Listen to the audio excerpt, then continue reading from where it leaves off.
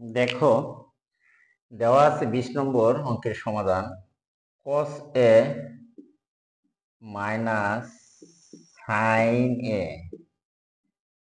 By cos a plus sin a equal to তোমার √3 minus 1 √3 plus 1 দেওয়া আছে।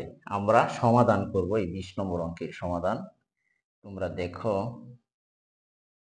আমি প্রথম যোজন বিজন করি। cos-এ মাইনাস দেখো sin-এ প্লাস cos-এ প্লাস sin-এ, আবার cos-এ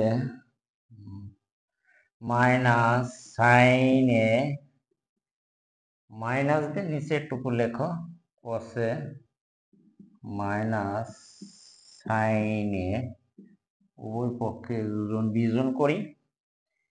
এই লিখলাম √3 minus 1 plus √3 plus 1, √3 minus 1 minus √3 minus 1, উভয় পক্ষকে যোজন বিজন করে পাই।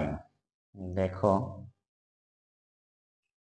এইখানে আমরা লিখতে পারি সাইন, আর সাইনে কাটে cos-এ, cos-এ লিখলে 2 cos a লেখা যায়, সাইনে মাইনাস সাইনে, আর cos-এ কাটে মাইনাস 2 সাইনে লেখা যায়। দেখো লম্বা, আর এখানে লেখা যায় √3 কাটে মাইনাস 2, √3 যোগ করলে 2√3।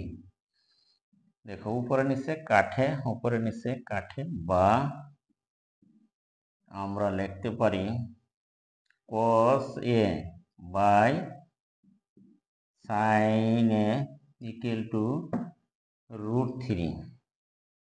আমরা লিখতে পারি আবার cos a ইকুয়াল টু, তুমি জানো, বা cos a সমান হলো cot a, cot a equal two লেখা যায়, আর √3 এটুকু আমরা লিখতে পারি cot a, লিখতে পারি cot 30 ডিগ্রি, cot 30 ডিগ্রি।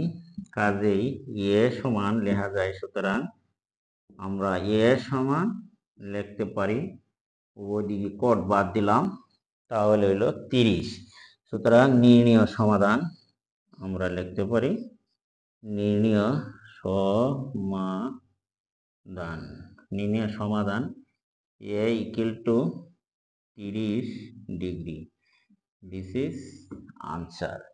শিক্ষার্থী বন্ধুরা, যদি আমার ভিডিওটি তোমাদের কাছে ভালো লাগে তাহলে আমার চ্যানেলটিকে সাবস্ক্রাইব করবে এবং পাশে থাকা বেল আইকনটি বাজিয়ে দিবা, আর কোনো মন্তব্য থাকলে কমেন্ট বক্সে কমেন্ট লিখে পাঠিয়ে দিবা। আজকে আমি এখান থেকে বিদায় নিচ্ছি। আল্লাহ হাফেজ।